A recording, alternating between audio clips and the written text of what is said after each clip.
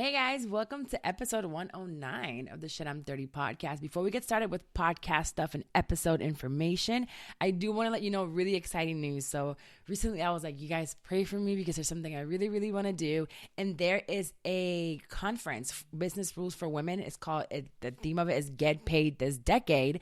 And I was supposed to be going out to New Orleans this weekend. New Orleans. I really don't know how you really say it.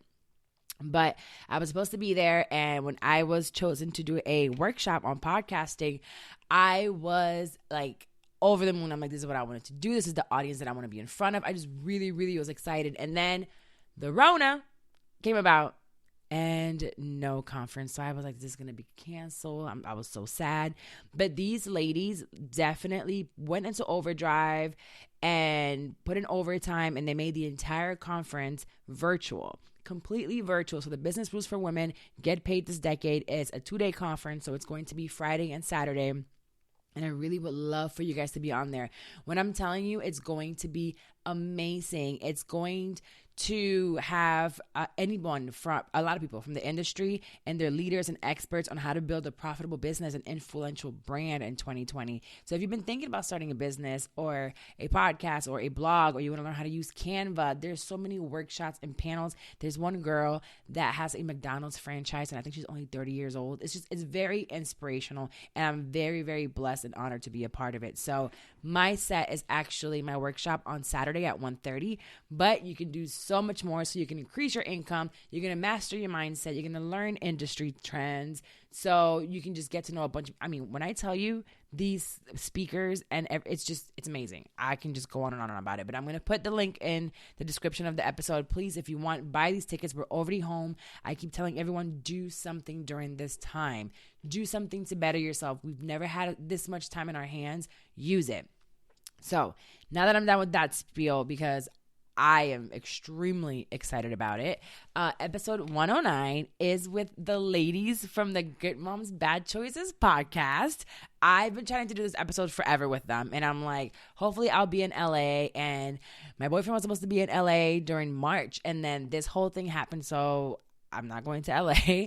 We're stuck here at home, and now virtual recording is our new norm, really. So I hit them up again. I said, listen, we're going to do this virtually. Like, let's get it done. So we're going to be talking about, marijuana in our children as moms. Like, how do we introduce it? You guys know that this coronavirus and this, in the past year, I would say, I've been experimenting a little bit more with marijuana and CBD for my anxiety to completely, get rid of my medication. So I was very curious about how they deal with it, because they are Valley girls from California. So it's very different. It's more normal for them to speak and be around weed than it was for me. So we discussed that. We also talk about, how their podcast and how they are so free about their topics. Does it affect their dating? What it's like to live that unconventional single mom life. I also did interview Ayana, and I'm giving you guys the answers and the questions of what we talked about. We talk about how it is being Black women living in the Valley, the pros and cons maybe of like vacations, how they have that sex conversation if they've had it with their girls. The girls are a little bit younger, so we can talk about from the perspective of, we will be talking the perspective of being the same age, but having younger kids versus me having a full-on teenager. And then our unsolicited advice is all about, she signed it, quarantined and confused. And she has some questions for us because she is going through it. She is married with children, but she has an ex, and you're not going to believe who her ex is or what is going on. So I hope you enjoy this episode, and make sure to rate, review, share with a friend, share on social media that you're listening to the podcast. Let me share it. Let me know on Twitter while you're listening at Carla Ramirez, what has shocked you? What do you hear that you're like, girl, you are out of your mind, or this is really good information, whatever it is. Make sure rate, review on Apple Podcast. And now let's get started for real with the show. Hey guys, welcome back to another episode of Shit I'm 30 with me, your host, Carla Ramirez. We are still quarantined. So this is for me, quarantine day number Friday, Saturday, Sunday, Monday, Tuesday. What is it? Wednesday? Day 6. I still don't like my kid. It hasn't changed. I'm over being home a little bit. I think I'm just over not being home alone. So I'm okay being home alone. Now I realize I like it more than being home with my kid. But it's fine. One day I'll get over it. She'll have to move out within 3 years. But our guest today, my guest today on the podcast, my co-host, are finally, it's been months since we've been talking about it. And finally, it took for the corona to come around for us to say, I know. Right, the fucking corona, though. Good thing about corona. Right. So I had the ladies from Good Moms Bad Choices. Hi. What's up? What's up? What's So, up? I know I really wanted to meet you guys in New York, but the way the corona was set up and the fact that there was a reason why I didn't come up. Because you were like, you were going to be there. There was a reason. I can't remember what it was, but I didn't. And Girl, I'm like, you knew. Your intuition told you. Something You told know what? me. Let me sit my ass down. Let me not go sit in dirty ass New York where everyone's Yes. touching and everyone's too close. It was actually, what date did you guys go up there? The first. Oh, never mind. March? I was going the day after Mandy's show here. And Oh, then okay. I was leaving that Tuesday and then ended up canceling my flight. Okay, yeah, because they came back and then we went on their. Yeah. So that, So they did Orlando right before they came back. Mhm. Okay. Yeah. yeah. So that I was like, can't go. Some shit came up. But we start the show off with my first segment, with the shit you should know. And I wanted to bring this up with you guys because I know you guys have kids. We're both moms. And I think I talk about parenting a lot because it is my life. Like, I can't help it. Like, I have all these other things going on, and it is shit. I'm 30, and it's in my 30s, and parenting in my 30s. But we're parenting very differently because you guys have, in my eyes, babies. Yeah. They're 5. I was just asking Mila, I'm like, how old are your girls? She's like 5. And I'm like, they like you at that age. How old is yours? I'm about to be 15. Oh, Lord, I was such a bitch. That's what I God, said. my God, I was a bitch. She's scary. My daughter is a bitch. Like, she really is. Like, I have called her it a few times. I'm like, I have called her every fucking name. And she's like, you're just so mean to me. You are mean too. Don't I have feelings also. Right. Right. I call it parental abuse. So I am doing a full episode about parental abuse coming up soon because it's a real thing. Like, there is child abuse, but there is parental abuse, and she's abusing me at this point in time. But you guys are also really open about smoking and marijuana. So I was reading a report that it was something along the lines of how to talk to your children about weed, when to start talking to them. So before we start, I did ask Ayana a few questions before I came on to record these. I want to read her responses just because I wanted to get your take on when you decided to talk about them. Do they know about it at their age, and how I deal with my teenager versus your 5-year-olds? Mm-hmm. So I asked Ayana about an hour ago, and I said, tell me what comes to mind and like your answer to this. So like I told you, she's a bitch, right? So I said, she surprised me, but started off a little rocky. I wanted to be like, fuck it. So I said, what is marijuana? Ayana, weed. What is weed? Cannabis. Okay, Ayana. What is cannabis? She says, a plant that you can smoke or extract oil from. All right. Now sounds hard to me. It's like smart ass. So I was like, all right, cool. So then I asked her, Ayana, what are your beliefs on marijuana? She says, it can be a good thing, but if you abuse it in the wrong ways, it can lead to problems. Also called a gateway drug to other things. I said, okay. So then I said, who do you think should use marijuana? Ayana. Again, she's 14. I won't say anyone or only people with disorders such as anxiety. But I think if you want to smoke weed every now and then, you should be able to do it safely. So I said, define anyone. Because you said anyone. She said, I think mommy's coming out. Right. So who's anyone? And I said, define. So you be smoking weed. Right. So every now and then. I'll fuck her up because we've had this conversation. So she goes, I think when you're 7, I said, define anyone. She said, I think when you're in 7th or 8th grade, you should have the conversation with your parents and they should introduce what weed is to you. Once you get into high school, if you have the urge, you should try it with your parents or an adult.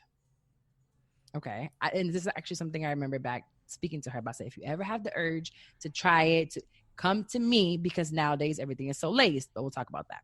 And then I said, what are your thoughts on smoking marijuana before your brain is fully developed? She did ask, what does fully developed mean? I said, adult, 21 years old, period. Like the same time you can smoke alcohol. So she said, I think that since marijuana is natural, a substance, that as long as you aren't abusing it, you should be okay. So I got some things to talk to her about.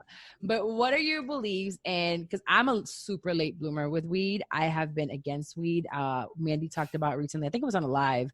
There's a guy that I was friends with and I was kind of talking to back in the day. And apparently she talked to him too and was fucking with him. So he remembers, he's like, oh yeah, I used to talk to her. I had her in my car and I pulled out some weed and I jumped out the car. I said, oh my God, no. Oh, listen, who put the fear in your heart? So I've just always been, I'm one of those, because I don't belong in jail. I don't want to go to jail. And my father was belong in jail. No, I feel like I'm going to be raped with a broom. I'm going to get beat up. Oh my God. I don't know. I just don't want to go to jail. So weed to me, I was very much brainwashed by, you know, the super predator, by marijuana, the 3-strike. Marijuana was just a big thing when we were growing up. And it was super illegal. Hence the fact that my dad was a drug dealer. Very big drug dealer in Puerto Rico when I was born. And also he was a huge pothead. My dad smoked a joint every hour on the hour. Like sometimes he would wake up at night. So he was, but I didn't see marijuana actually on my dad or him smoking it until I was about 24 years old. And he was like hiding it. I'm like, bro, I'm grown now. But I still was kind of shocked. So what are your thoughts on marijuana and introducing it to your kids? Have you introduced it to your kids? How does that go? And I'll tell you how I did, Ayana.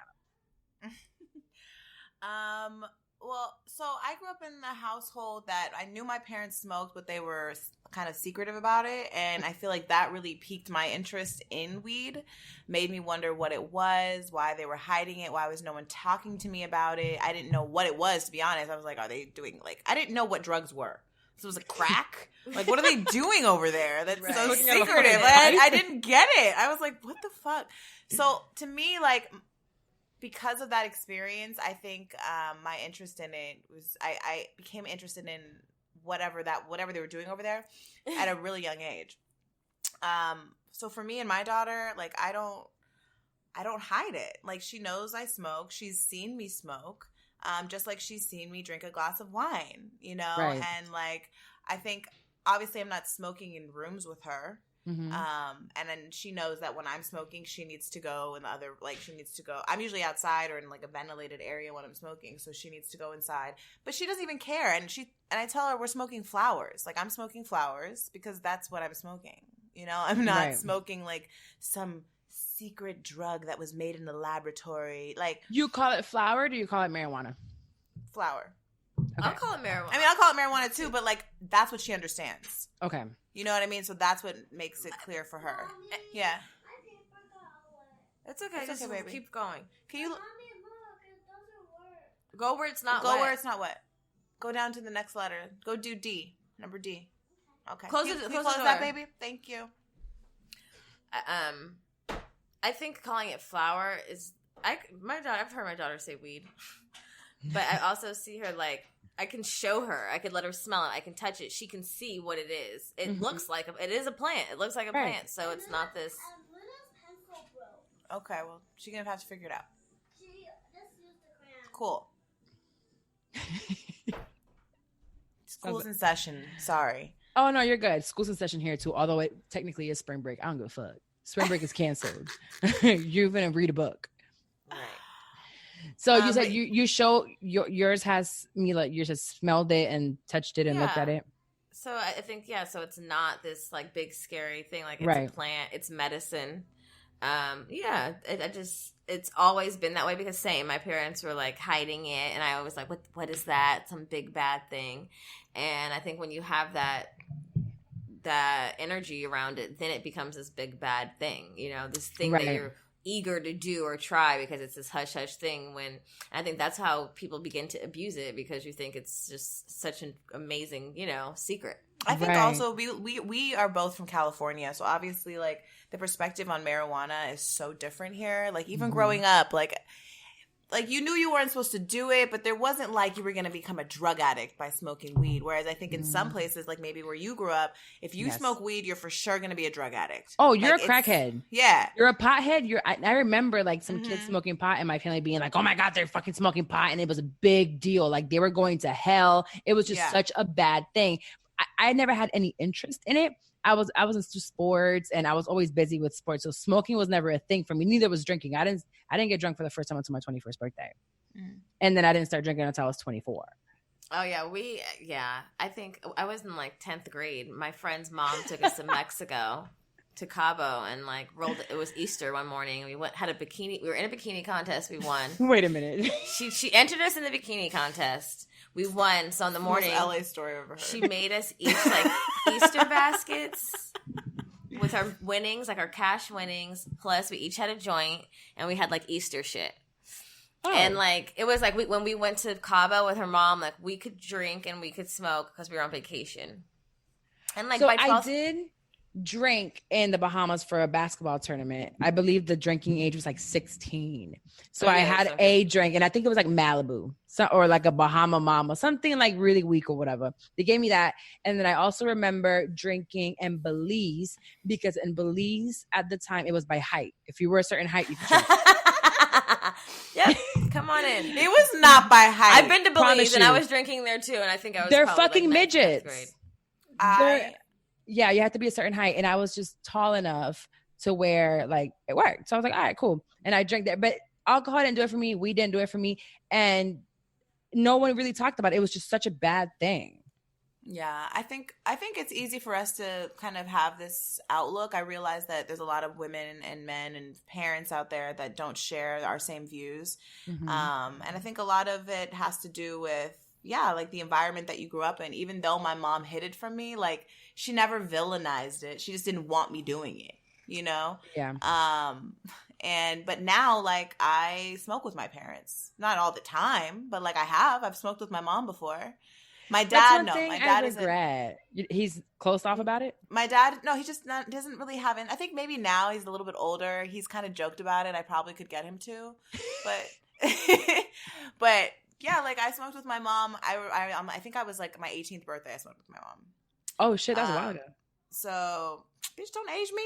Oh, my bad. No, I mean, I'm thinking like... Oh, wow. Oh, well, damn. It's been going a long time then, huh? Because I'm thinking like as a grown adult, you did it. You still did it as a teenager. Yeah. I mean, it was either 18 or 21. It was one of them. It was like around 18 or 19. And to be honest, like it was a cool experience for me. It was a cool experience for her. Like we laughed, we giggled, we ate. You know, it wasn't like some weird, crazy shit. Right. We went and got a massage. Like, it kind of was yeah. It was kind of like a moment for us that we shared something that, like, I think everyone, even she made it so taboo. And then once we did it, it was like, this is not a big deal. You know? It's not. And like I told Ayana, that's where she got that response from when I asked her, you know, if you have the urge to do it. She goes, in high school, if you have the urge, go to your parents or a trusted adult. And that's exactly what I told her. I think nowadays marijuana is becoming a lot legal in a lot of places. And it's just talked about more and not in a villainized way, like you said.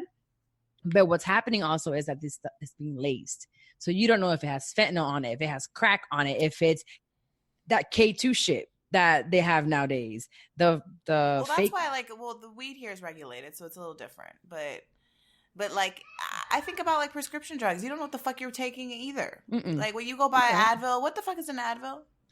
What you know, like you just know it works, right?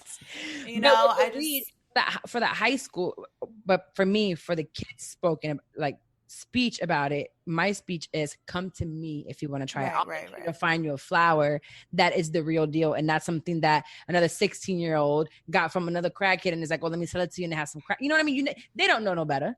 They're just trying to make a couple dollars. You know, the what are they called? What they sell, quarters or dime bags. Yeah, they're selling dime bags of fucked up shit. I remember good old dime bags. I miss dime bags. Just one blunt. Yeah, they don't do dime bags anymore. I also equate the marijuana. I started with Ayana at 7 at the gun range. So I think guns and weed are very similar. And oh my God, we've been talking about guns all day. Now here she really? is, gun range expertise. Yes, like feeling like we got to prepare for the apocalypse. We don't know how to use guns. Why don't we own guns? We're single moms. Are guns legal there? Can you get a license? Mm-hmm. Oh, so why don't you have your license? We have to apply. Yeah, but I don't know. I never thought I needed one. I don't know. I guess you know what it is? No. I was telling her that like I have put all my trust and in my safety in men.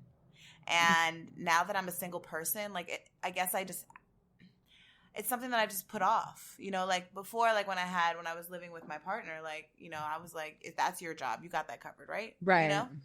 And now that I don't have that, I'm like, and now that this whole corona shit is happening and people are making me feel like niggas are going to start fucking breaking into my house for supplies and shit, like The Walking Dead. I'm like, yo, I don't know how to use a gun. And I probably need to fix that. Like yesterday, this guy came and knocked on my door selling solar panels or something, which I'm like, why the fuck are you selling anything door to door right now? What the fuck is wrong with you? Right. And he got the corona for sure. He was like, are you the right? He's like, are you the homeowner? And I was like, no. And he was like, well, if you were, would you tell me? I said, nigga, what? I don't have to tell you shit. And then I got mad, and then he laughed, and I was like, oh my God, Jamila, what if he comes back and robs me? Right. Like, what if he comes back and shoots you? Or like, what if he was like clocking my house to see who lives here and what's going on? Like, I'm so paranoid. I'm just like, Lifetime and social media got us fucked up. No, I think my dad, as soon as I turned 21, which is when you can get your concealed weapons permit here, he definitely had us get it. As soon as you turn 21, you take the test, you get your concealed weapons license. He always had guns in the house. And at 7 years old, I took Ayana to the gun range. Because the gun range, at least here in Florida, as long as you can see over the thingamajiggy, you can shoot. Oh, well, bitch, we need to move to Florida. They need to know because we're not prepared. Yes. So for that, it was very controversial when I did it. My mom was pissed off. I posted it on social media. So this was, I think it was on Facebook back in the day. So however long ago, 8 years ago. And I got so much backlash for having a 7-year-old in the gun range. But to me, just like weed, if I have my gun laying around, my dad has his guns laying around, my brothers, the curiosity is what kills the cat. Yeah. Come, shoot my gun. Shoot a 22, feel it, touch it, know what it's like. Let me show you a video of somebody getting their brains blown out. Yes, a little extreme, but I showed it to her at 7 because this is what really can happen. And this is what death is. So she actually knew all about guns, had not, I think it was pre-K or kindergarten, a kid came to school and told her she was going to blow her brains out with a gun. Listen, here I was like a Caucasian mother. Excuse me, may I please talk to the principal? I have an issue with one of your students. My daughter knows what a gun is. She knows what it is to get your brains blown out. She knows all of this. So for a kid to tell her that, she takes real fear to it, because she knows it's real. It's not just a saying. So that kid probably has seen it in movies and just regurgitates whatever they've seen and they tell her. So with weed and with guns and with sex are things that are inevitable for them to see. So I'd rather her learn from me than learn from anybody else. Right. Period. I agree. I totally agree. And that's one I feel like I've not fucked up. My kid's 5. I still have time, but like it's one that I wasn't on my radar. Mm-hmm. It really was not on my radar because, like I said, I really put my safety in other people. And what the fuck? Nah. That's not how my life turned out. So, I'm gonna get with the program. You got plenty of time. Go to the gun range. I have to go regularly. It's kind of like riding a bike, but not really. You're really wobbly at first. You have to just go and shoot. They have ladies' nights at the gun range. Oh my god! You can go for cheaper. So yeah, y'all don't have gun ranges. We do. They might even have that here. We don't even know. Ask. They probably do have ladies' night or ladies' day. Or just on Friday, and you get it cheaper. But that's something that I definitely do with my kid. And I feel like everybody should do it. And don't judge parents that do it, because the ones that come to school shooting shit up, or the ones that we see in the news that accidentally shot their friend, those are the ones that were never introduced to the gun. The ones that end up fucking with drugs or whatever are the ones that the parents never spoke to them about drugs. Hid and didn't talk to them about it. Yeah. And and that's exactly my stance is that, I don't hide it, especially because I don't feel like I'm doing anything harmful. I'm smoking my flower, and if she starts, someone asked me, like, what if she starts smoking weed too young? Like, what's too young to start smoking weed, right? Like, would you take blame in that? Would that be, because of your influence, your normal... What's too young for you? You normalizing, weed. What's too young? I don't know. Like, I would obviously... I hope that she, waits till, she's in high school. Teenage years. So high school is 9th to 12th grade. I would say like 11th, 12th grade. I would appreciate. I hope that she doesn't. Maybe she won't even find interest. I don't know. Not that I hope that she doesn't, because I don't think weed is. I think actually marijuana is an amazing drug. So I don't even call it a drug. It's an amazing plant. Flower.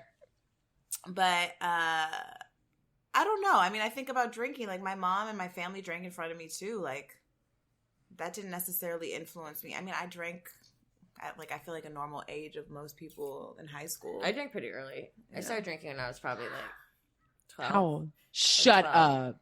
Like, Drinking what? Whenever I was around, like me and Danielle would have these parties, literally like very young, and have like those little airplane bottles and just drink them, and like I don't know, just like that feeling. And then when I was like 13, we got like 13. We started going to Mexico. 14, and then probably at 16 we got fake IDs, and we were going out like in Hollywood. You know, like this is some valley shit. It is some valley shit. My parents, first of all, did not let me go with nobody's parents. If anybody wanted to hang out, they had to come to my house. This is like my childhood friend. We grew up with each other since like kindergarten. But living in the valley, living in LA, it was probably a different lifestyle. So I definitely got my fake ID at 16. 16, sure. Yeah. I was going to the club already. Like when I got to college, I went to Atlanta, and they were like, "Oh, let's go to the college parties." I was not interested. I was like, "I'm not going with these little ass boys to this goddamn school party. Like, who has an ID? I want to go to the club." Oh no, I was still interested in the. You were on all the parties. I was like, just where the party at? I'm there.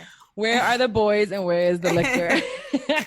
Unfortunately, I feel like if you give your child the truth, yeah, and I think a lot of it also telling the truth. But I think there's a difference between giving them the truth and actually giving them. The truth. Giving here, try this with me. No, you know. But I think it's also like letting your kids know I'm not this superhuman perfect person, and neither are you. And at any point, right, if you abuse anything, you're bound to be fucked up. You know, not to be like by sex, not to be too easily amused by anything. You know what I mean? Right. And just being transparent, I think. Mentioning sex, y'all's podcast is very sex positive. You speak about, and there's two things I want to talk about on the aspect of the sex part. One, have you introduced, how much you will introduce, and how often in age time through sex? And then how does the podcast and the sex part affect dating?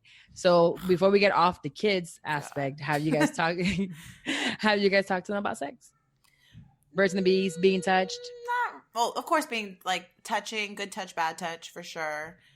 You know, what's acceptable. Anybody touch your vagina today? Yeah, very casual like that all the time, regularly. Well, and I think it really starts for us, like my journey in talking about sex per se, is, you know, just like being able to identify your body parts by what they're called. People take such like issue with having children know what we've named these body parts. I didn't name it vagina.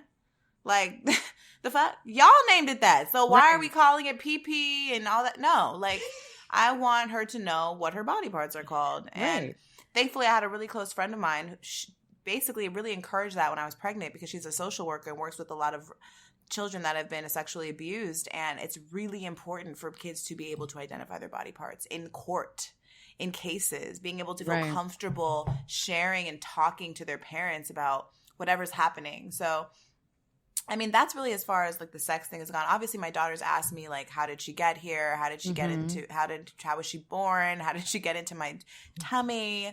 And, you know, to be honest, like, I'm still working through that.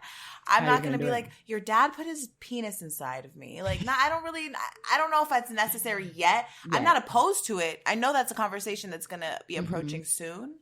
But yeah, I don't think 5 is definitely the age. I think I think elementary school for me was has anyone touched you? No one touches you here or there, your vagina, your breast, not even your dad. You know, it's just me at some point. And then I'm like, she was very close to my dad. So I was like, not even little, because sometimes you think because you're so close to someone, and we know by reports that it's those people closest to you that can do anything. So it was no grandparents, nobody touches you, you know, and if they do, you have to let me know, even if they tell you not to tell me. So I had those conversations. Then we progressed from there to the conversation of boy body parts. And that was because she came into the room one day. This is when I was still married to her dad. And she opened the door to the bathroom and he was in the shower. And she ran out and sat in she screamed and ran to her room and sat on her bed. She used to call his underwear panties. I think she thought that he had a vagina as well. Pretty sure. So I went over there and she freaked out and she's like, she doesn't want to talk. I'm like, what's wrong? She goes, Daddy has a snake. Daddy has a snake. I'm scared. Oh my God. And I'm like, snake. Oh no. My God, girl. A snake, Daddy has has a a fucking snake. snake. Oh my And she's God. scared of snakes. So from there, I was just like, fuck. So no, daddy's a boy. Boys have penises. And she's like, oh, okay. And just left it alone. Never thought about it again. Until later on, we have like, yeah, boys have balls. They have dicks. Like it is at middle school. And then we've had now the conversation about fucking is good. Fucking feels amazing. But these fuck boys just want to fuck you. And after they don't fucking you, they're going to go tell the whole school your pussy stank and that you don't know what you're doing. They don't know what they're doing. You're going to get 1 minute of pain. It's probably not going to be pleasure. So I'm like, you don't want to end up being, I talked to her a lot about, you don't want to end up having the reputation in school because unfortunately that reputation follows you. And it's just, to me, it's one of those things you don't want in high school. You just don't want it. It's so hard nowadays, bro. Like when your girls get older, I don't know what the world is going to look like. But right now, the social media world and the peer pressure for at least my daughter and this generation is disgusting. It's so bad. Their comparison, the way that they can get bullied from the other side of the fucking world. It's so easy. And they just have a lot of peer pressure. And with Ayana, I'm going into the stage where she knows about sex, her urges, I'm sure are there, her hormones all over the place. Some of her friends are probably having sex. Oh, for sure. There's some pregnant ones. No. Yes, there's pregnant girls. I mean, I was pregnant at 17. And I was a prude, and I didn't even want to. It was the first time me and him had sex. He didn't even come. She's a pre-cum baby. I was like, oh my God, no, we shouldn't do this. A pre-cum baby? I've told her this. Like, that was a conversation me and her had. I was like, have you heard of pre-cum? She said, yes. And what have you heard about it? She was like, oh, it's pre-cum and you can't get pregnant from it. I said, breathe. She breathed. I said, did you get oxygen in your lungs? She said, yes. And I said, that's a pre-cum baby. You're breathing. It's possible, motherfucker. So don't play with no nigga telling you that. Good comparison. Yes, because I'm just like, feel yourself. Look in the mirror. You're here off of pre-cum. Wax tells me all the time, that nigga didn't know what he was doing. He came. And I'm like, no, I promise you, he did not come.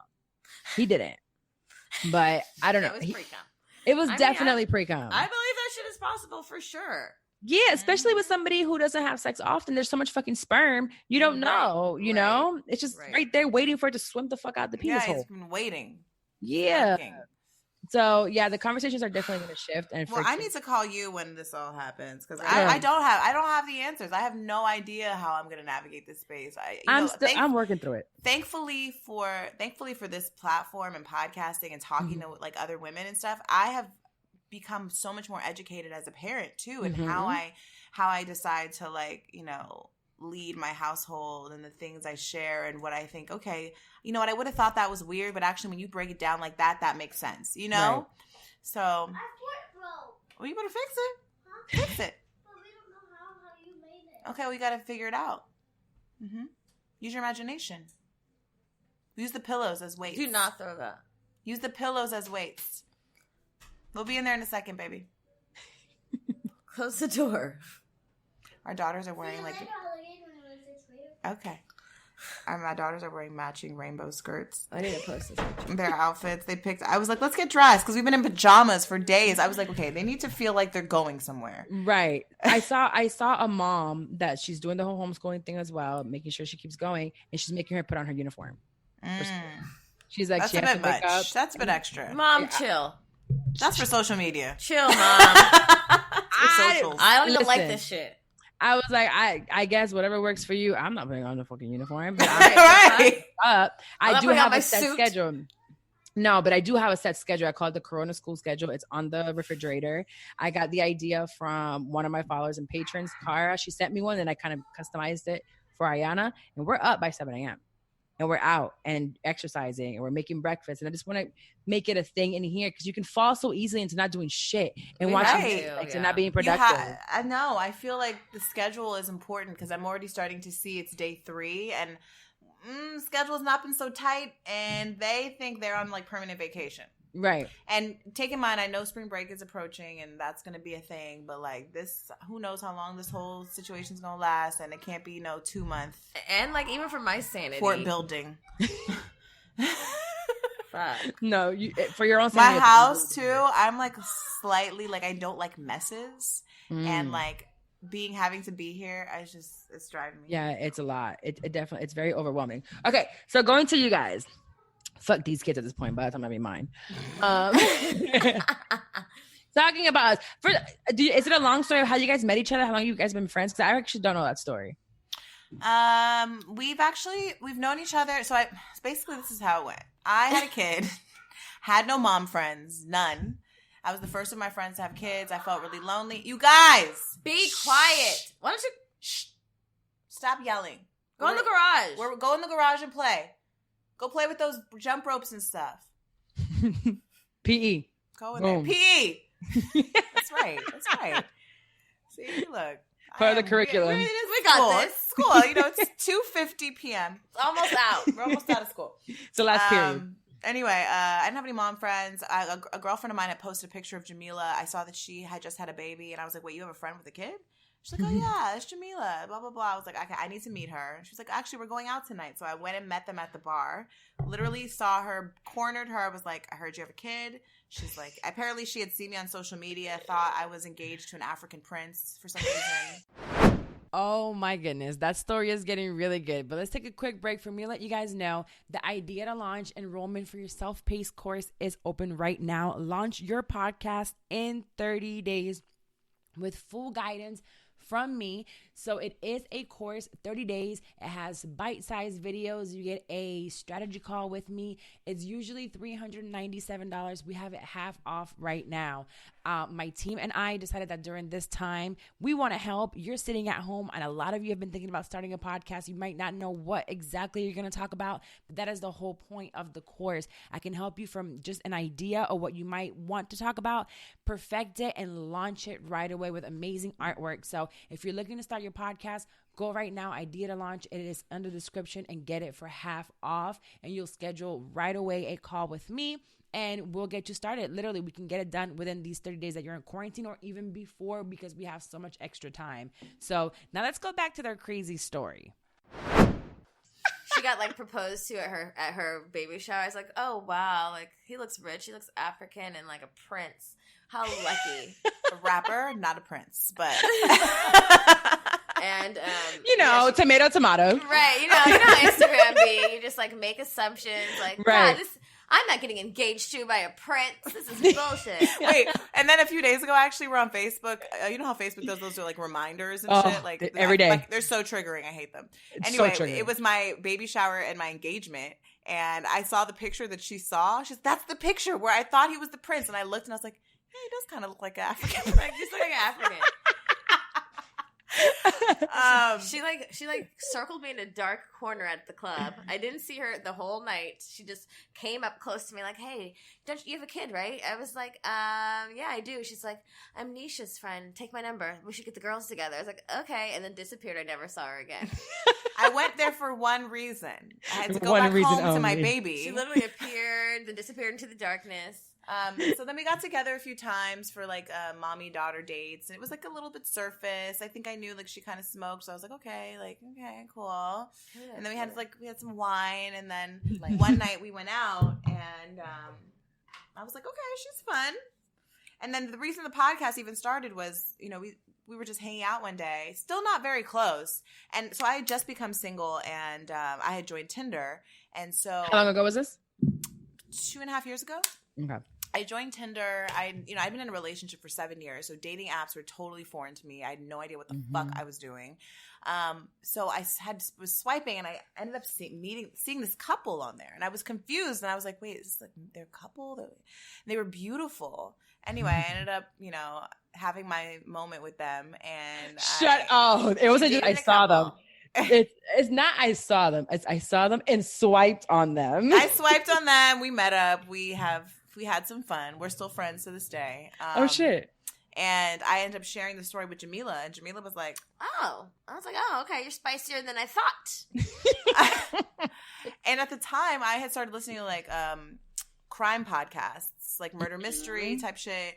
And I started searching for parent podcasts, and there really weren't any for, first of all, women of color. Thank you. Single moms, specifically. Yes.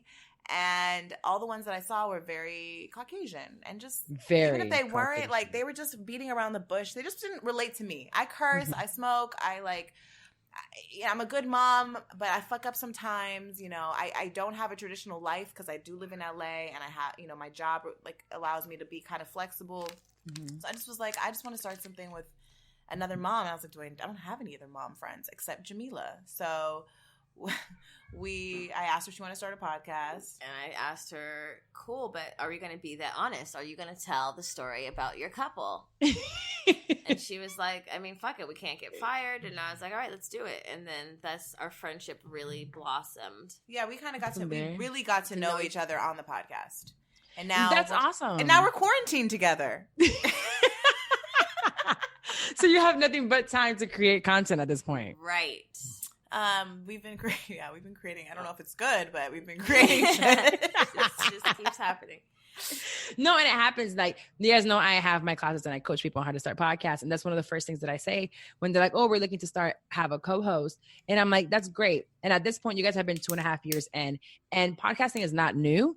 But like you said, I focus on people of color and podcasts of color because I love podcasts. I've been a podcast head for about 6-7 years now. Whenever Serial first came out, so that's when I started. That's what got me into podcasts. Serial. So as soon as Serial came out, so we're talking about 6-7 years ago, and I couldn't find anything that I can relate to. Can't be nothing.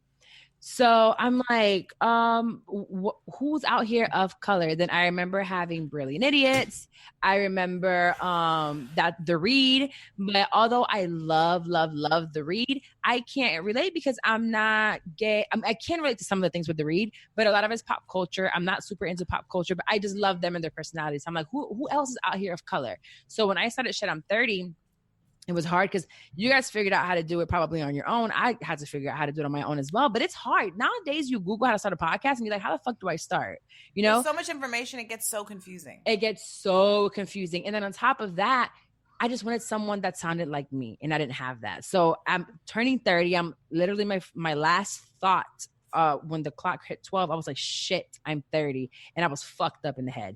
I'm like, my life is not together. I'm not married. My kid doesn't have a mom and dad at home. I just felt like all these guilt and like I wasn't where society tells you should be. So then I started the podcast to have someone that sounds like me. And now, like, where I was going with that is that the fact that you guys remained friends and stayed friends to the podcast, because with podcasting, at the end of the day, it becomes a business and it's something that you have to keep going. And a lot of friendships fall apart because of podcasting. Yeah, I mean, I that's what I hear. Did you have a co-host for a moment? 2. So I started with my best friend Dex, and she only started with me because she knew I wouldn't start alone. That's sweet. And I did that, and then I really wanted a co-host again because I wanted to take away from me. I'm a producer. I edit. I do everything for the show. I'm a one-man team. So one woman. So I wanted someone to help me out. So I had someone that was coming in all the time. We became kind of friends through the podcast when I invited him. And that ended up being an epic fucking failure. Oh, no. Because at the end of the day, podcasting is not just coming onto the mic. You know, you guys know while you're doing it, you have to promote. You're going to put on live shows. You have to know how to edit. You have to, at least, you guys have to know how to be committed. You have to be extremely committed. And yes, podcasting is great. It can open so many doors for you.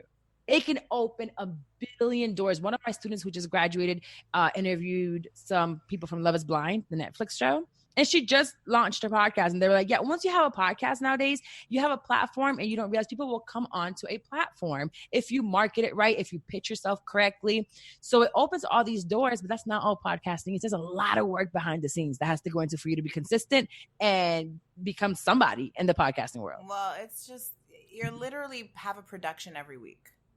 Putting out a full show every week, you know, and you want it to be good, and you want it to be, you want to market it as well as you did the last one, and you want it to be as good as your last. And there's clips, and there's edits, and there's photos, and yes, there's all of that. And then there's people too, like you're built, like for us, like our community is really important to us. We really interact with like all the women, because we have women share such intimate details of their life with us, about their children, about their love lives, about, you know, such personal shit that, like, you know, we really try to connect with every single one of them, and that's a lot of time, and it's a lot of energy. It's a lot of energy. You know? So I have with my patrons once a month, because I have a Patreon account, so I release a lot of content into there. I'm very raw on my podcast, but there's some things that I don't touch on until I kind of process them on the show.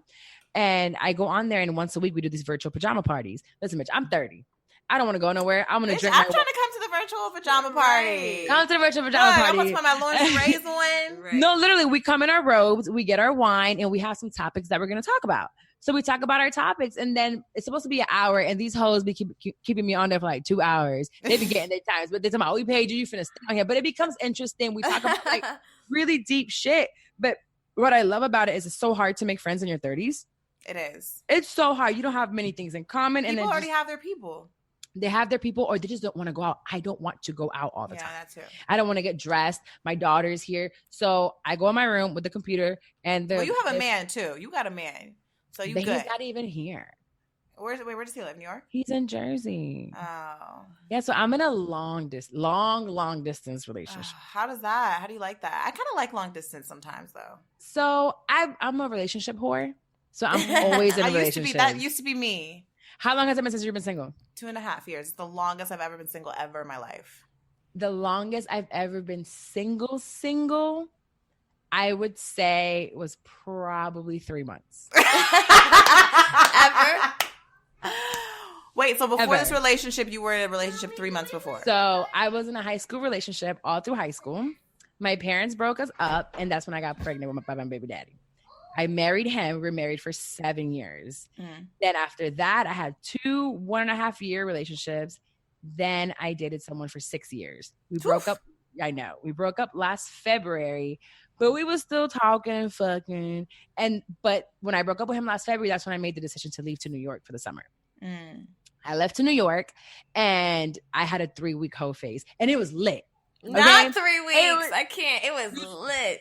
You're not New gonna York will do that. It will. New It York, will. girl. When me and Jamila go to New York, it's not a good. It's not good. either she's acting up or I'm acting up, and if it's both of us, then just fuck it. No, I was still, but the whole face, it was hoeing it for me.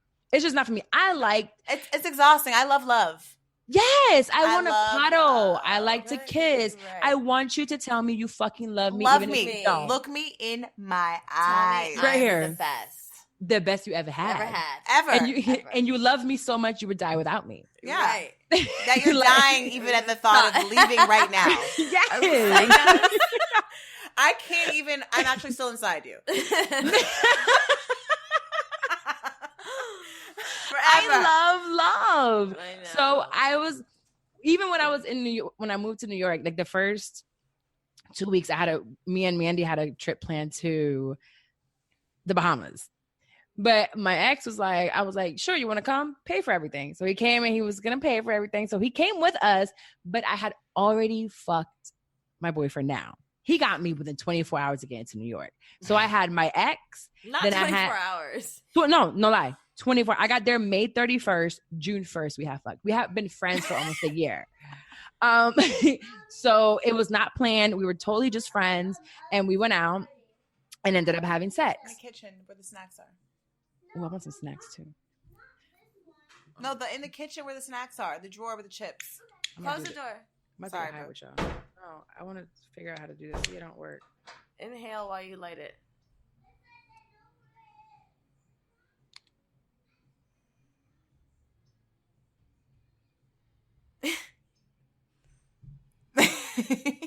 I did it. You did do it. Wait. I'm not a smoker.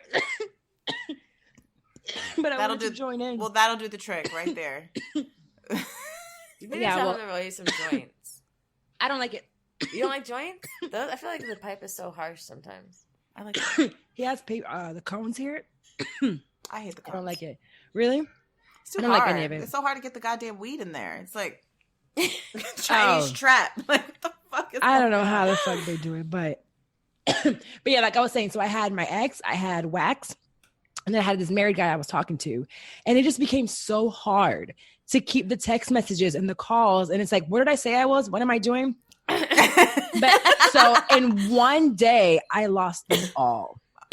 I won't forget the day. It was just, I came back from the Bahamas and I had to tell Wax the truth. He was like, did you have sex with him? And I was like, yes, I did. Yes. I did. Like, But We were in I didn't Bahamas. want, right, but I didn't want to lie because him and I had been friends for so long. Like I knew all his shit. I used to send his girlfriends like flowers whenever he was caught cheating. So we were friends. So I was like, yeah. But I already kind of started liking him a little bit. I was like, do I like you or do I not like you? Then I had been talking to the other dude, and my ex then finds the other dude's Instagram, and he was like, I'm gonna text his wife. And I was like, he said, I've never told the story. He actually sent me the screenshot of the wife's Instagram. And he was like, oh, you want to play? This is who you talking to or whatever. I'm gonna message his wife. And I was like, shit. I'll never forget. Me and Mindy were at the liquor store when this movie called. I lost my shit. I was scared. So I was like, no, please, no. I was scared as fuck. So finally, I'm like, he thought that's who I was fucking, and it wasn't. It was Wax. But he knew Wax was my friend. Like, actually, Wax was supposed to come with us to the Bahamas. Oh, shit. I invited him as a friend. Like, that's how we were just friends. So finally, I had to be like, well, I'm really fucking Wax. And he was like, yeah, okay. You're just trying to distract from the fact that I can hit up the wife. And I was like, no, but I promise you, he's dicking me down real good. I promise. No, for real. No, like, do you want me to record it? Like, what's up? Whatever you want, I'll tell you. I got proof. Look at these photos. I had so much proof at that point. No sex ones, but I was like him doing push-ups in the room. Like, he's in my room. He's in my bed. I promise you, he's in here. So that's how, like, I lost the ex. And then that same day, I just cut the married guy off. I was like, I can't talk to you no more. Because your wife gonna find out. This is very dangerous. I got somebody that might fuck your shit up, and I don't want you. So, no. Like, I don't want none of that. So then I ended up staying with my third hoe that he kept me around. Sweet. Shit changed up for him because he was a hoe, and I was like, now you my hoe. Oh my God, but at least you know all your hoe shits. Yeah, he knows everything that I was doing.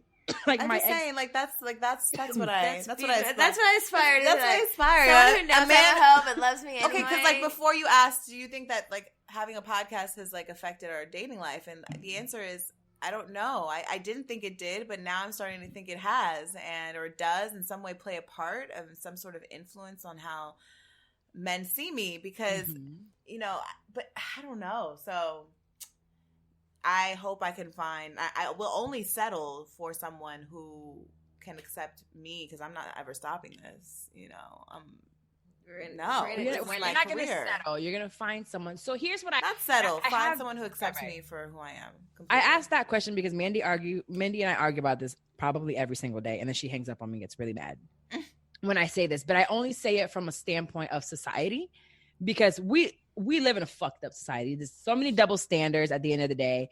And when you're a sex positive pod, like I've told my stories on here, but I feel like our society, especially men of color. So if you guys date men of color, whether it's Hispanic or Black, they have this thing where they want to fuck the hoe.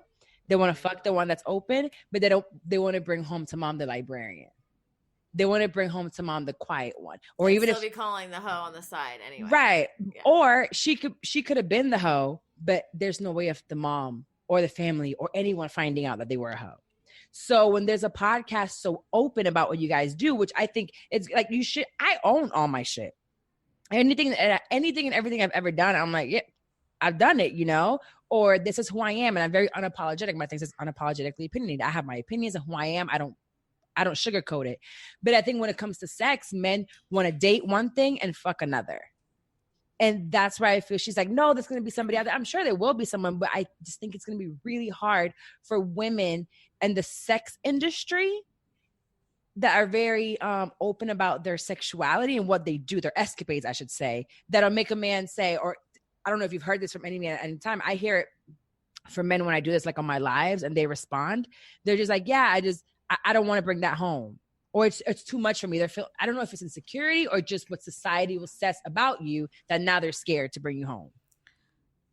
I mean, I don't think it's going to be easy. I think there's going to be a lot more men that are easily persuaded by social stigmas. Absolutely. Right. There's going to absolutely be I don't think it's necessarily social stigmas either. Some people that's just not what they want.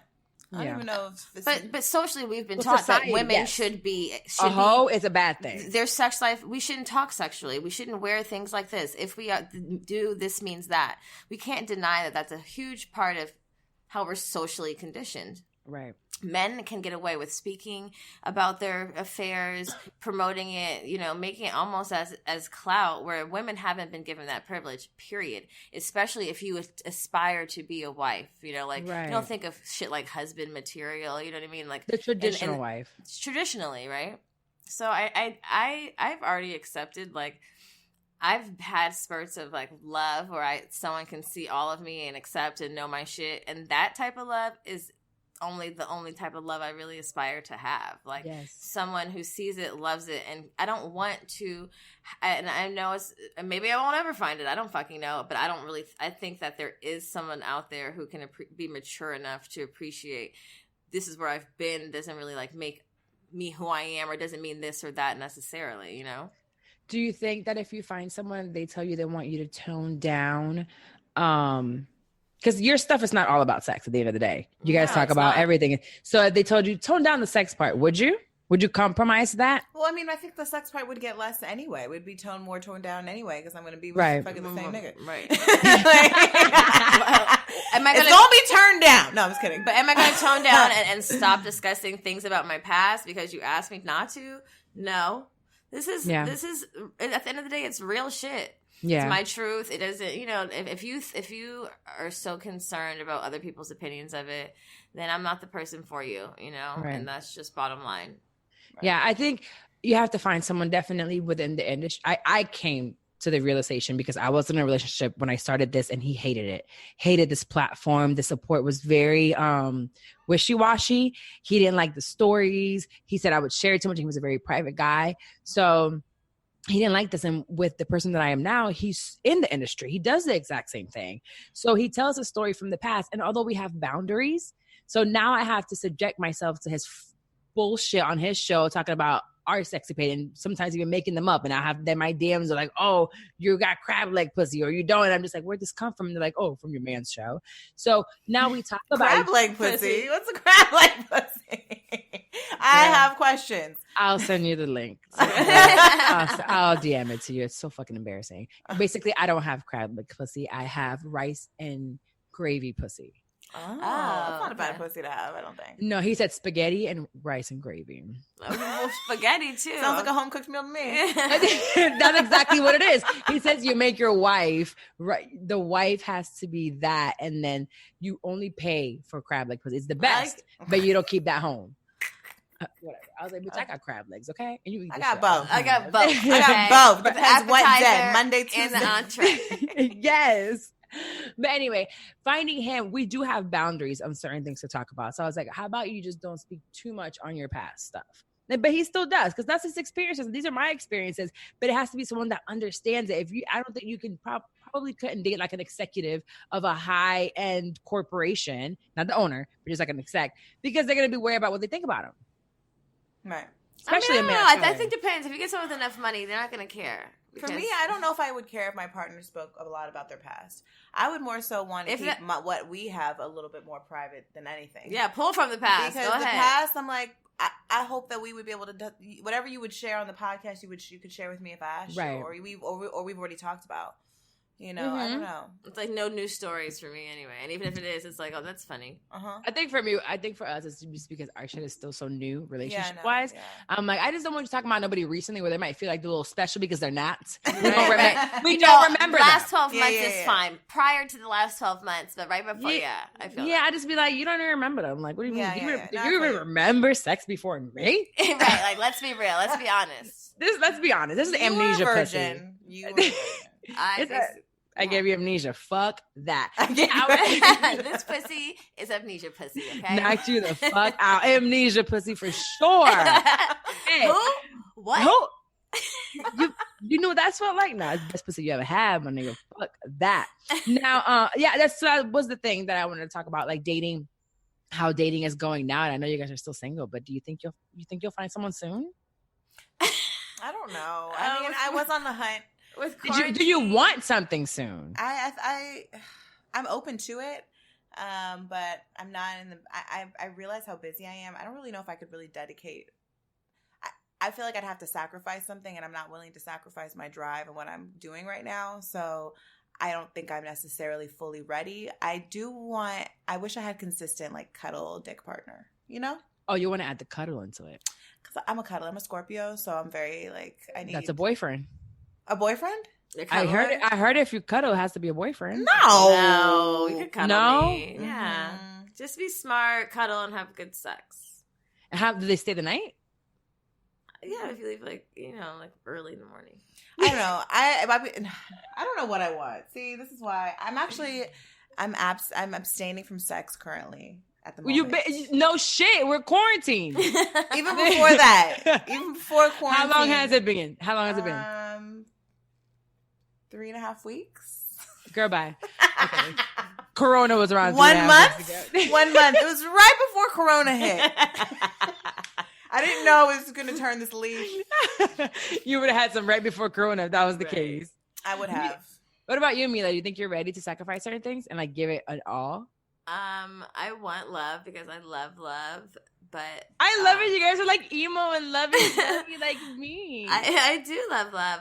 Who wouldn't prefer to be hanging out and having sex with like somebody who gets you and is funny and really likes you and it's fun to be with and wants to do the same shit you want to do and wants to travel, like the movies. I probably could do some more work on myself in the meantime. That never hurt, I realized that. No, you still have to do it regardless. Yeah. I would like somebody, around during that time. That'd be nice. But do I need to, be in a relationship tomorrow? Probably not. But do I see myself wanting to be in a committed relationship at some point soon in the future? Yes. Okay. Makes sense. Okay. So we're going to go into, I actually like the fact that you guys are here to answer this question with me, this answer. So we're going to go into unsolicited advice. So sometimes I give advice to people that ask me and other times people that didn't even ask me. And I feel like telling them anyway what they should do because I'm opinionated now and go fuck what y'all think. And I feel like everybody should hear my opinion.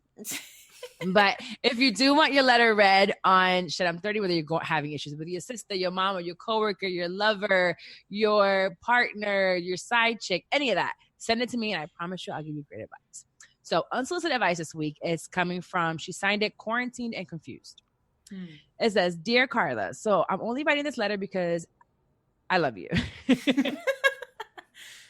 So I'm in a long-term relationship and I have an ex. Wait for it. It's also a girl.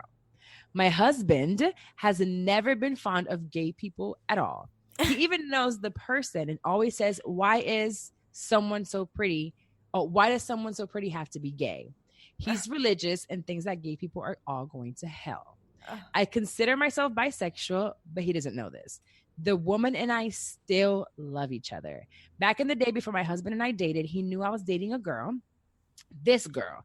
So when we got together, he said, I hope you never speak to her again. Fast forward, years later, we still keep in touch. Ooh, I didn't know that part, girl. She had told me the story, but I didn't know they was keeping in touch. I lost that. That took me off the thing because I seen the girl's picture already. I gotta show it to y'all. Fast forward a year later, we still keep in touch. We will text happy birthday or happy new year. We started talking a lot more every day for hours. I work from home a couple of days a week, so it makes that easy. I went to go. Oh, bitch, you didn't tell me this. I went to see her a few weeks ago on a Friday. My man didn't know, and she gave me head. We still continue to talk, and with this coronavirus, I really can't really talk to her during the day since my man is working from home with me now. I don't even know if I really want to hear the advice, but should I cut all ties with her? Quarantined and confused. Bitch, this is juicy. And I can't wait to show y'all the picture. Because the girls her husband sounds like a drag. Oh my God, I was going to put it more classy than that, but for sure. Like, damn. How did that happen? Right, like, girl. So he never accepted you for who you were. Right. Yeah. That's the problem with the whole thing is that. But no, I think she never said to him, I'm bisexual. So from the get-go. She said that he knew that she was dating that woman before. But that means you're bisexual, dude. But she could have put out the perception like it was just that one time thing, and like I'm not really into girls. It was just her. And men would be like, or a man like that, or someone super religious would be like, yeah, you just made a mistake. It was a quick sin, and you're back to normal. Sin. I think you need to reevaluate if your husband is the person for you. Yeah, maybe this woman is. Ouch. Maybe I just feel like you need to reevaluate who you are and how authentic you intend on living your life, and for whom you're living your life for, and for whose happiness. Because it seems like you might be lesbian, or you might need a husband that's okay with you being bisexual. Right? Or maybe you could try and like. Maybe need to talk to him again. Maybe need to untangle his religious web. You guys can't go anywhere. You might as well talk. Yeah. Right. It is a good time to talk. Quarantine. Damn. I just don't see someone that's super religious and very adamant about it. But maybe if you do ask, it might not be with this specific girl. Maybe he'll allow some girls in, but I don't think you're having a problem with girls. I think you're having a problem with this girl that you said we still love each other, which means that you ain't gonna tell me you don't tell each other I love you when you're talking on the phone recently. You definitely say I love you. You say I miss you. Definitely. You're saying I wish I was with you. I believe she called her devil pussy in my DM. Devil pussy. Yes, she said is that. Oh my God, her religious husband gave her that. Right. So if you want to continue your marriage, you have to cut ties with her. And I think I told you this before. You will have to cut ties with this girl. Like, totally. If this is the marriage you want to keep. But why do you want to keep a marriage that's not really embracing who you are? She might not be ready to give it up. I tell people all the time, it took me 6 years to leave my last relationship. And I knew at year 3 that it was over. I think it takes people time to be ready to leave. So if she's not ready to leave now, cut all ties. If you're about ready to say, maybe this is not for me, then don't. And let that nigga go. I agree. You got to be ready. I know she has kids, so I don't know if it's the kids that are holding you back in the marriage. But don't let that I'm be sure it either. It's a lot to just walk away from your marriage. So hard. It's a whole life you've built when you're not sure. Children.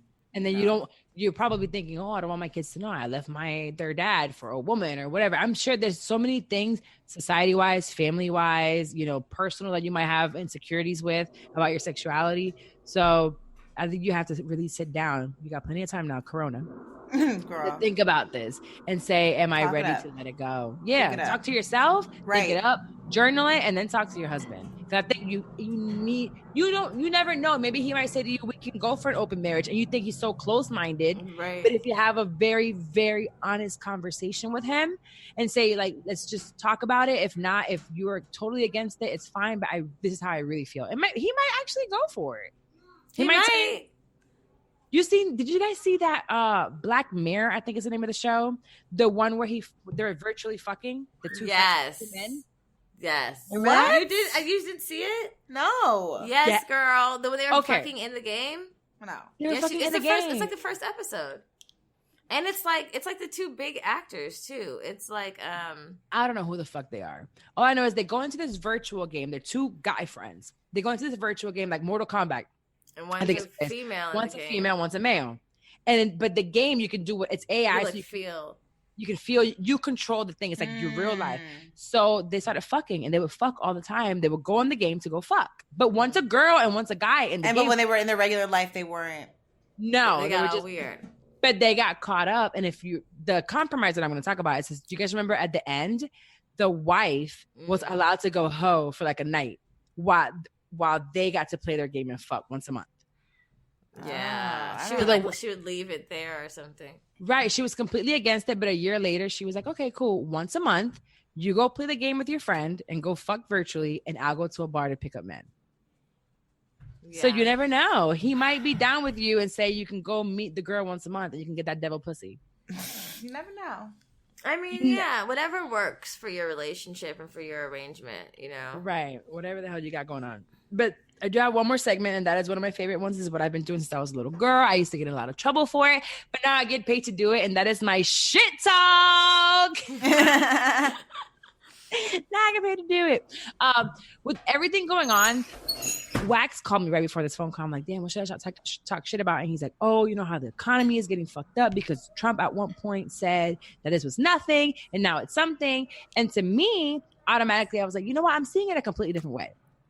I'm seeing the fact that all this time, I'm thinking about Katrina, I'm thinking about Maria in Puerto Rico, all these disasters or the crack epidemic, all these things that happened to people of color. And the country didn't shut down like it's shutting down right now. Right. The airlines actually spiked up tickets during Maria to get out of Puerto Rico, like JetBlue, and out of Katrina did the same thing. Out of Houston when everything happened out there. So right now the banks are able to help.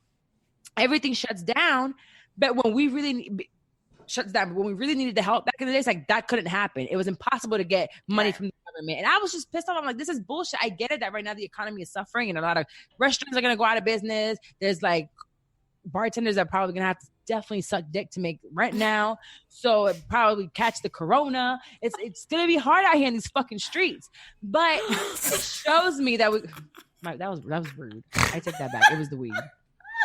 That was the weed. Oh my god, the bartender's gonna have to be sucking dick. That was fucked up. Sorry. It was actually hilarious. It was actually hilarious. But yeah, so that's just what that made me think of. That flights could have been like slashed for $30 like they are right now to Puerto Rico and to Houston and to Katrina, and we could have made it work so much. They could have put a lot much more. Fuck, I'm high for real. Oh, John, I don't. Yeah, I get the point. I was pissed that they could have helped people of color, and they did it. And now because Trump's gonna catch corona, the whole fucking world. I'm pissed. Trump is gonna catch corona. Trump is gonna catch corona. I hope he has it already. Honestly, like I really want his old ass to have corona already. So, is there anything that happened in y'all's life recently? Wait, you guys, be quiet, please. Go take the remote. You can change what you want, Bummer. How do I feel about their? No. Anything that has happened that you guys want to talk shit about? Anything piss you off? I usually email you guys first, but I forgot. Well, I'm pissed because we had to cancel our live show because of this shit. Oh my God. We've been putting all this work and effort into this live show. It's gonna be bomb. It was gonna be bomb. We had a roll-up bar, 420 friendly. Oh Sexy shit! bartenders, Yeah, wearing lingerie. Yeah. Damn. So Corona's just fucking up, but I don't know. Like, I just don't trust America overall. I don't trust the pharmaceutical companies, and I'm just scared. I did say often, I was like, this is nothing but it was a titty? I think my whole titty was out. There you go, Patreon. You're welcome. Wow. Okay.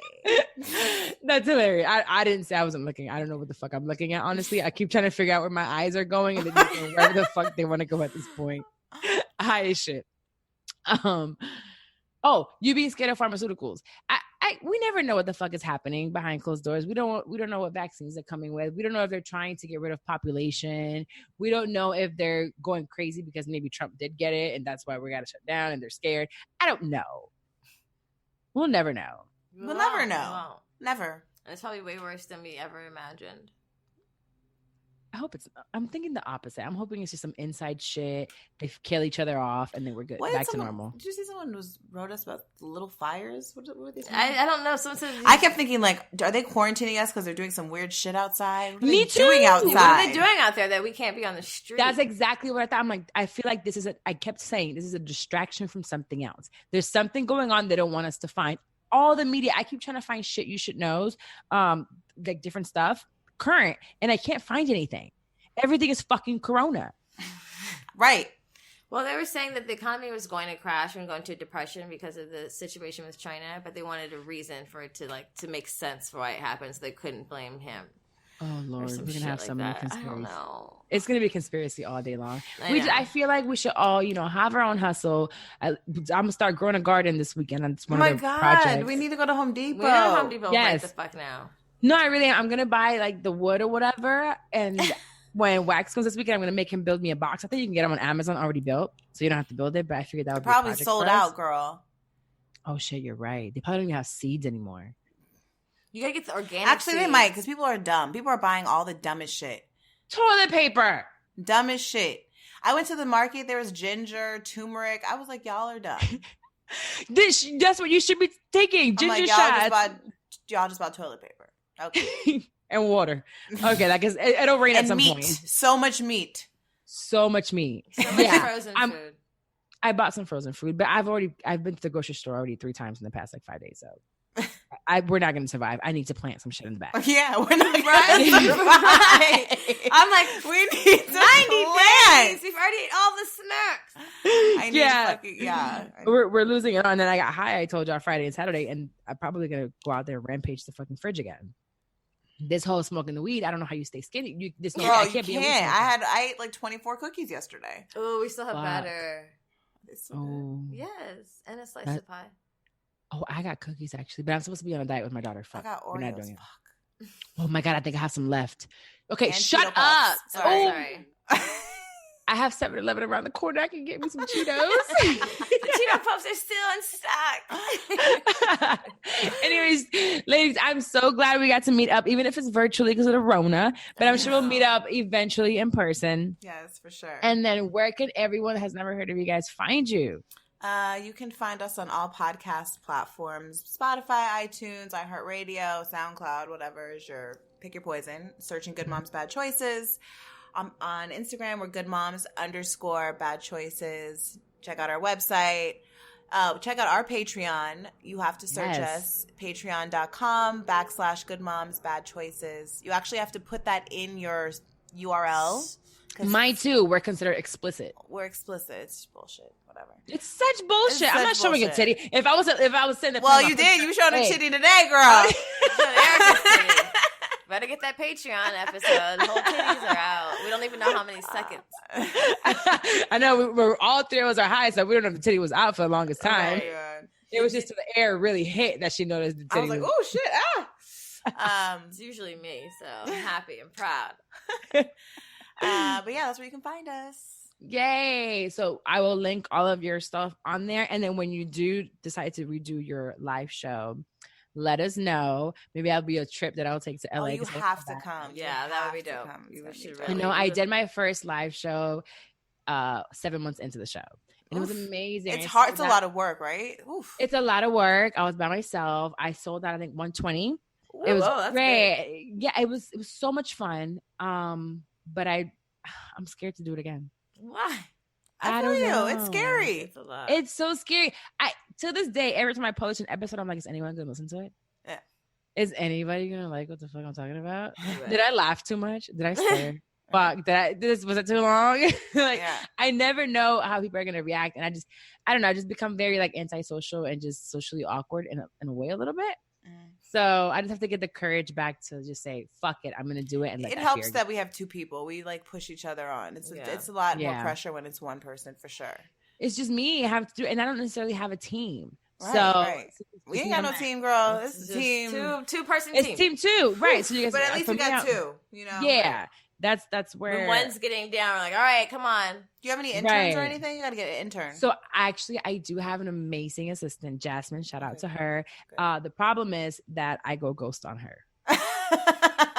I feel you, girl. Our people have to tell us what to do. We're like, we need you to be proactive because we will forget. She should probably listen to this. I'm going to send it to her to edit it. She's been helping me with editing, and I'm teaching her. She's learning so much, and she's amazing at it. But there's this where she's like, are you not going to send me an episode? And I'm like, well, do I answer her? Do I not? I don't even, she already knows that I have these issues with control and I have to let them go. So Jasmine, I did talk to my therapist on last Wednesday or Thursday about you. I really did. Cause I was like, I'm trying to give up control and it's being really hard. Cause I just been fucked over so many times. So it's like, but I love her. So I have her and I know that if anything I need from her, she'll help me. So maybe I need to utilize her as she's allowing me to, and I don't do it. Yes. Yeah. So yeah, we'll get that pain, down. Girl. Well, anyways, again, thank you for showing up. And if you enjoyed this episode, make sure you go on iTunes. I tell you all the time, just like at the beginning of the show, when I read someone's iTunes review, I love to read them. They pump me up. I know that they help me with getting visibility in one of the biggest platforms for podcasting, which is iTunes. So if you go onto my Shit I'm 30 podcast, just leave a review, leave your rating. Be honest. If you don't like me and you think I'm getting on your fucking nerves, or I said nigga too much like some of y'all don't like, or whatever it is, I cuss too much, or I'm too opinionated, tell me that too. But if you love the podcast, definitely also leave me a review and let me know why. And you can do the same exact thing with Good Moms Bad Choices. Listen to their episodes. Make sure you leave a review and you rate it. So it just helps us. It does. It really helps us. We appreciate it.